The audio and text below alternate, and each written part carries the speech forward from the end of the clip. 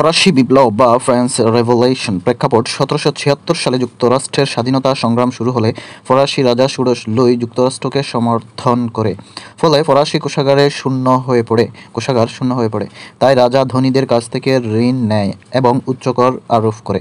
ধনীরা এর বিনিময়ে রাজ্যের অংশ দাবি করে। রাজা দ্বিতীয় স্বীকৃতি জানালে ধনীরা গরিবদের নিয়ে ১৭৮৯ সালে ১৪ জুলাই প্যারিসে অবস্থিত বাস্তিল দুর্গের তৎকালীন কারাগার, বর্তমানে জাদুঘর, পতন ঘটায়, অর্থাৎ বাস্তিল দুর্গের পতন ঘটায় এবং বিপ্লবের সূত্রপাত ঘটে।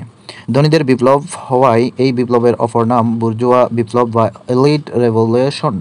১৭৯৯ সালে নেপোলিয়ন ৩০ বছর বয়সে ফ্রান্সের ক্ষমতা গ্রহণ করলে বিপ্লবের সমাপ্তি ঘটে। নেপোলিয়ন বোনাপার্ট, ফ্রান্সের সাবেক জেনারেল এবং সম্রাট নেপোলিয়ন ১৭৬৯ সালে ফ্রান্সের মালিকানার ভূমধ্যসাগরের কর্সিকা দ্বীপে জন্মগ্রহণ করেন।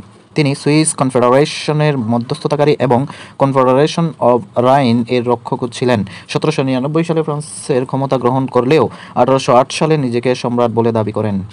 তিনি ১৮০৫ থেকে ১৮১৪ সাল পর্যন্ত এবং ১৮১৫ সালে দ্বিতীয় মেয়াদে ইতালীয় সম্রাট হন। ১৮১৫ সালের ২০ মার্চ থেকে ৮ জুলাই পর্যন্ত ইতিহাসের বিখ্যাত 100 ডেজ নামক অভিযান পরিচালনা করেন। বেনফোর্ট পরিবারের নেপোলিয়ন ইতালিতে লিটল কর্পোরাল খেতাবে ভূষিত হন। ১৮১৪ সালে নেপোলিয়ন ভূমধ্যসাগরের সেন্ট এলেনা দ্বীপে এলভা দ্বীপে নির্বাসনে পাঠানো হয়। ১৮১৫ সালের ২০ মার্চ প্যারিসে প্রবেশ করে সিংহাসন দখল করে। এই সময় ১৮১৫ সালের ২০ মার্চ থেকে ২৯ জুন পর্যন্ত মোট ১০০ দিন ক্ষমতায় ছিলেন, যা ১০০ দিবসের রাজত্ব বা রেজিম অফ 100 ডেজ নামে পরিচিত। পরে ১৮১৫ সালের ওয়াটারলু যুদ্ধে ইংল্যান্ডের ডিউক অব ওয়েলিংটন আর্থার ওয়েলেসলির কাছে পরাজিত হলে ব্রিটিশ মালিকানায় আটলান্টিক দ্বীপে সেন্ট হেলেনায় নির্বাসিত হন এবং সেখানেই ১৮২১ সালে মারা যান। তার বিখ্যাত উক্তি হল, "give me a good mother, I will give you a good nation." অন্য আরেকটি বিখ্যাত উক্তি হচ্ছে, "Impossible is a word to be found in a false dictionary."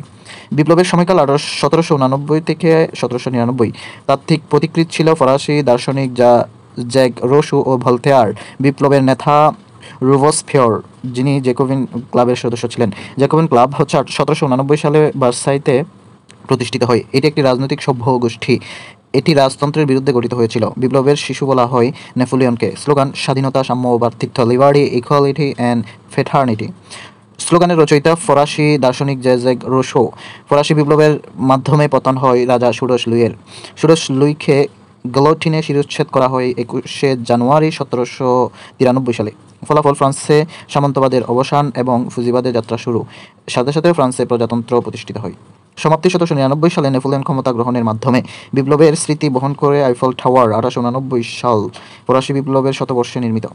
বিপ্লব সংশ্লিষ্ট গ্রন্থসমূহ জ্যাক রুসোর হচ্ছে দ্য সোশ্যাল কন্ট্রাক্ট, চার্লস ডিকেন্সের a tale of two city. এই উপন্যাসে দুটি শহরের নাম উল্লেখ আছে, লন্ডন এবং প্যারিস।